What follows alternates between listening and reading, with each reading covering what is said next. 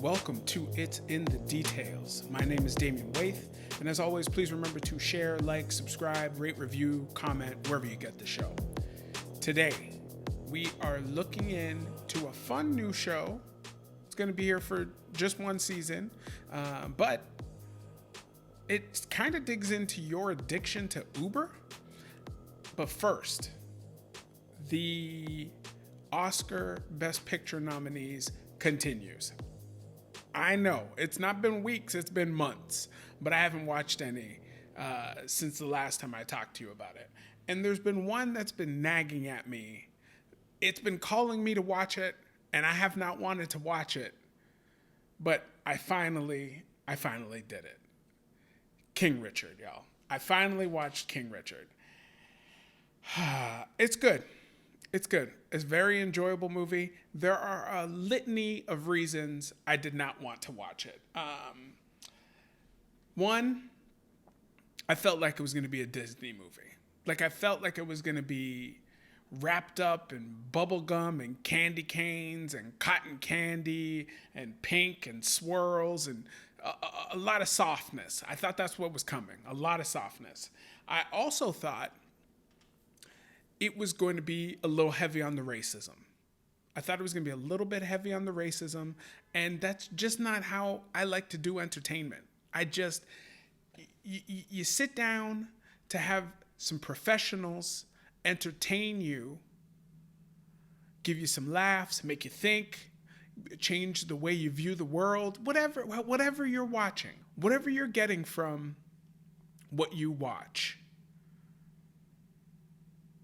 Racism is not something I'm going to for entertainment. It just isn't. And I thought that was definitely coming. You got these two young black female athletes cracking into tennis, but you've got a whole entire black family cracking into tennis. So I was positive they were going to be hitting us over the head with that. It was Disney. It was a very Disney movie. I did not recognize one song. I don't think they paid any money for any real songs. They just had this score that was moving through the movie, and it was very Disney. It was very soft. It was very generic. It was very safe. Very safe. Until the end, they rolled some Beyonce through the credits. Now, if you could pay for Beyonce in the credits, you could pay for Beyonce in the movie. Not to have Beyonce acting in it, Beyonce's music. You understand what I'm saying, right?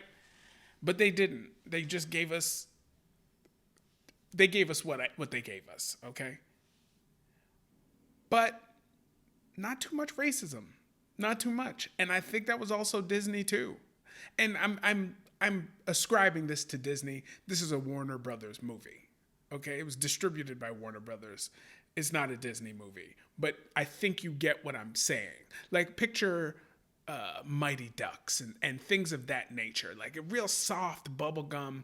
We could show the kids from 7 or 4 or whatever all the way up. They can watch this movie safely. This is not totally what they did with King Richard, but it's a very soft feeling movie. Even though they tackle some subjects. They tackle some darkish subjects. They talk about some racism. They use some big words. There's some language in the movie. Not a lot, but probably just as much as you're allowed to stay in a certain rating in the rating system.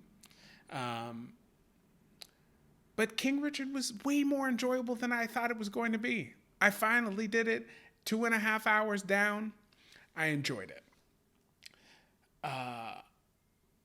This seems to be a running theme with me or with the things that I'm watching, but Venus and Serena have 3 sisters in the house. That's 5 women.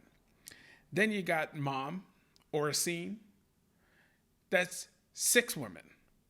Okay? Then they got some other women sprinkled out throughout the movie, but a lot of really great female characters in this movie, even though this is a Will Smith vehicle. This movie is telling the story about the family and the Venuses and the Serenas and all of that stuff. But this seems like a movie that was pushed ahead to, one, I imagine, respect the father, but to also get Will Smith the Oscar he ended up winning. I haven't really watched the sappier, more feelier movies that Will Smith does. Like, I haven't watched Pursuit of Happiness, let's say, but I have seen a lot of the other ones. I've seen 7 Pounds. I've seen Focus. Focus is I don't go towards Will Smith's more drama-filled, relationship-driven movies. So maybe that's part of it as well, why I didn't want to watch this movie. But he did a good job. And I'm a little bit too young to have fully embraced all of the Richard Williams we would have seen when the Williams sisters arrived. I wouldn't have seen him coming up as he ignored the junior system and just had them practicing and training very hard, and he was giving interviews and things like that. I wasn't really aware of what he looked like then and what he sounded like then. But the vision I had in my brain of Richard Williams, Will Smith hit it out of the park. So deserving of the Best Actor win and nomination, I would say. I mean, not having seen all of the other performances, all of the other Best Actor nominees, but just on the face of his performance, good. I understand it. The movie was nominated for Best Picture. I'm not that surprised it didn't win. It's a nice tale. It's fine. It's well acted. The girls that play Venus and Serena, just fun little actresses, bundles of joy. They carry the right amount of venom at the right times. Like the fight, they got enough of the fight in them at the right times in those ladies' careers. It is a good movie. I would recommend watching it. I definitely would. Watch it if you haven't seen it yet. Spend the time. Now, not to relitigate the whole Oscars situation, okay? The slap. Not to relitigate that. That was what it was. It seems to be dying down, but every now and again, something happens, like somebody stormed the stage at one of Chappelle's shows, and Chris Rock came out with a joke about that afterwards, and I'm not here to relitigate it, but I'm here to wonder something. I've got something on my mind after watching this movie. And forgive me if you've already heard this thought. Forgive me if it's not an original thought to you. I have not heard anyone else bring this up. When Will gave his acceptance speech, he mentioned playing that role and protecting these women in the film, and how he felt like he needed to protect his wife when Chris Rock made this joke. Now, all I'm wondering is, and I've never heard of Will Smith being a method actor. I've never heard that he needed to be so deep in a role that he's almost lost himself into a role. And when people tend to lose themselves into roles, sometimes it takes them some time to get out of it. And it takes some people more time than it takes others. I guess it depends on how deep into the role you get. You got Heath Ledger. He went deep into the Joker. Then we had a situation and we lost Heath Ledger. Given all of the things that have been made public about Will and Jada's relationship, both rumors and facts, and given that Will Smith had to play the role of Richard Williams, a man who clearly was not the most book smart individual, but he had the street smarts. He had the stick-to-itiveness, if you will. He could get things done. He could envision a plan and execute it. He could envision a plan and get other people to help him execute it.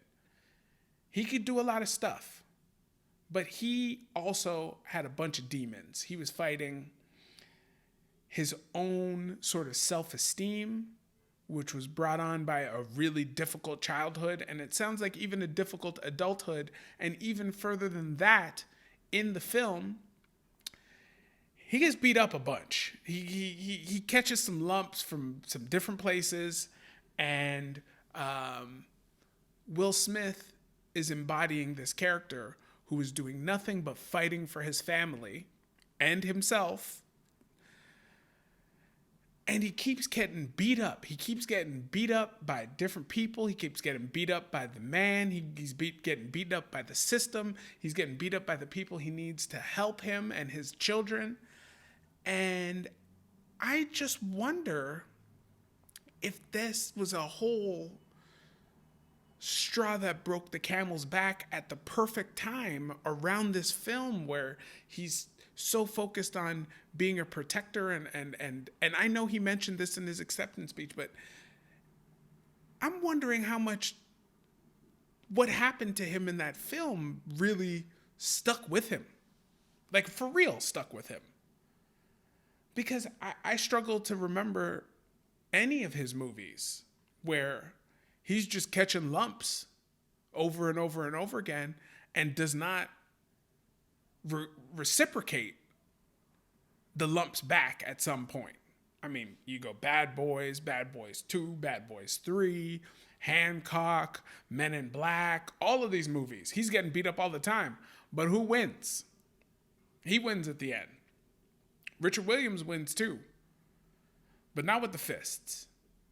With his daughter's rackets. So I just think it's a fascinating little piece of an add-on to what we saw Oscar night. But again, watch it, check it out for yourself, and think about that as you watch the movie, because I found it impossible to get away from.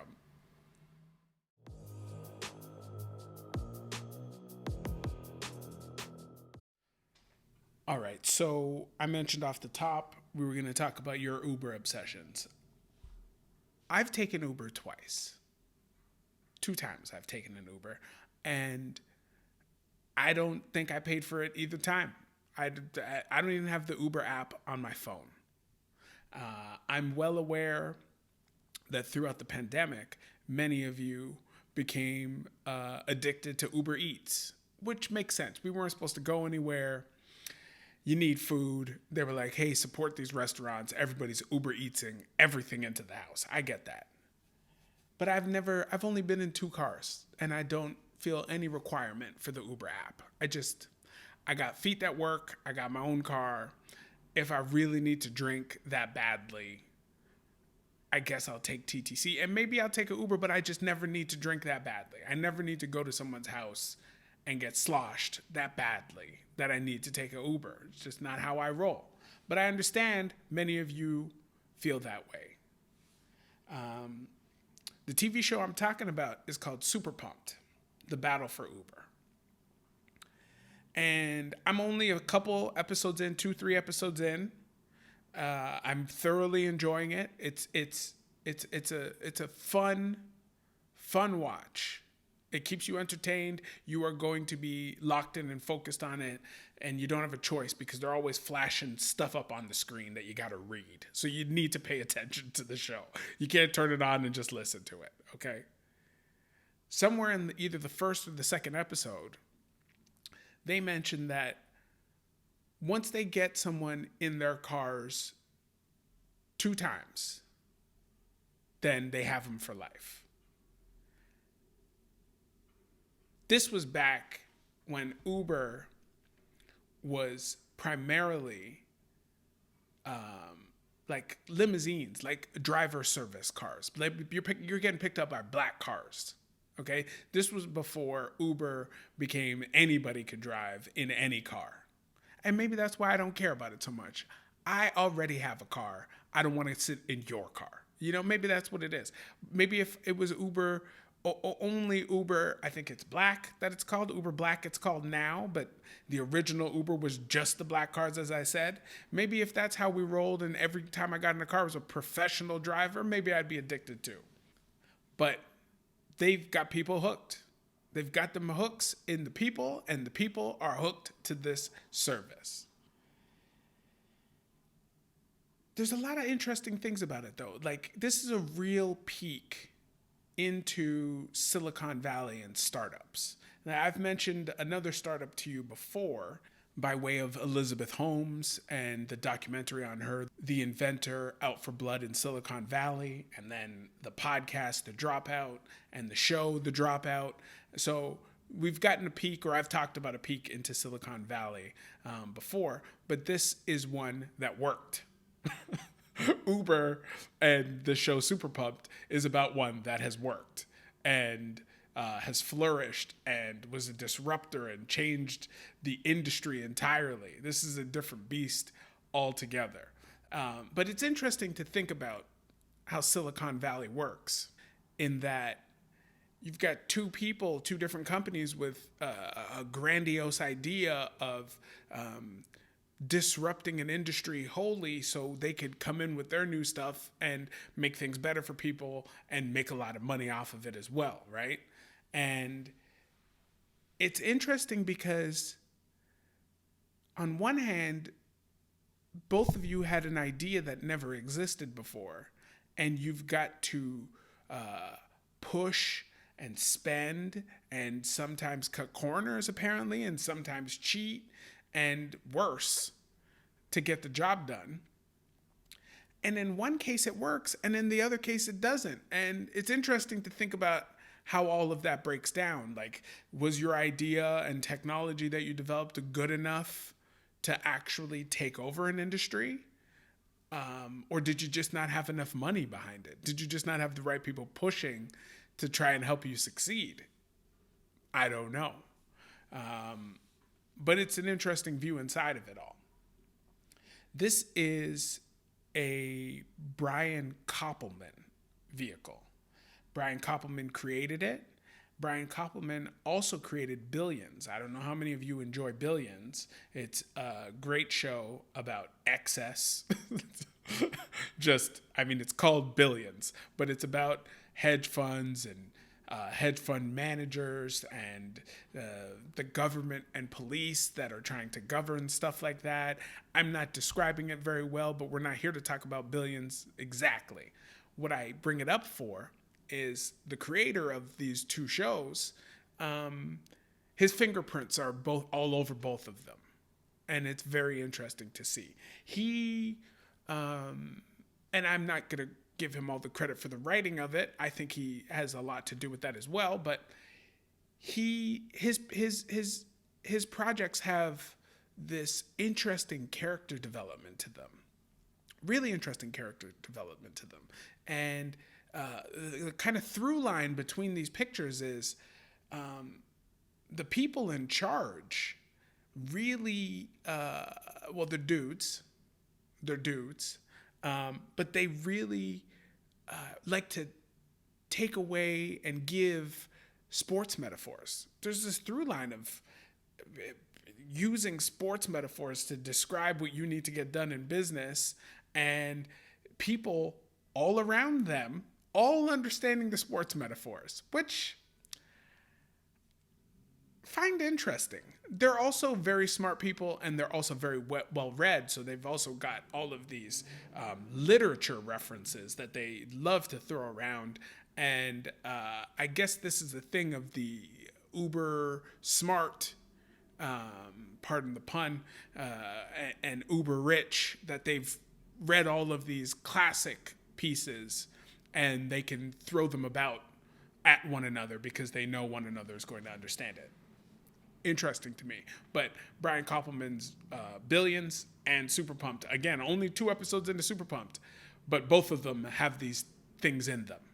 The other thing that's really interesting about these 2 projects is with the character development, you've also got the characters pushing on each other to force each other to develop, which is really interesting to watch, because in many scenes, you've got these very, very smart people engaging with another smart person, and both of them are trying to figure out, is this other person lying to me? Always. Always. Is this other person lying to me, trying to get one over on me? What are they trying to score on me that I can't see? And they're constantly just poking at each other and accusing each other of given half truths and the other person backs down, or sometimes the other person just continues the lies. It's an insidious it's an insidious way of life, but it makes for really great television. It really does. I don't know how much you know about what has happened with Uber. I couldn't help myself, and I started Googling people and names and things while I'm watching the show, and that was a mistake. Don't do that. If you don't know anything about Uber, don't look it up, because the end of the series is already ruined for me for sure. And it's public knowledge. As I said, with these things that are public knowledge, I'm not really worried about spoilers, but because I spoiled it for myself, I won't spoil it for you. But I'm only 3 episodes in, so there's only so much I could talk about it right now. But believe me, when I'm done, I'm going to hit you with the rest. Thank you very much for joining me on It's in the Details. As always, remember to like, subscribe, rate, review, share, comment wherever you get the show. We'll see y'all in a week. Peace.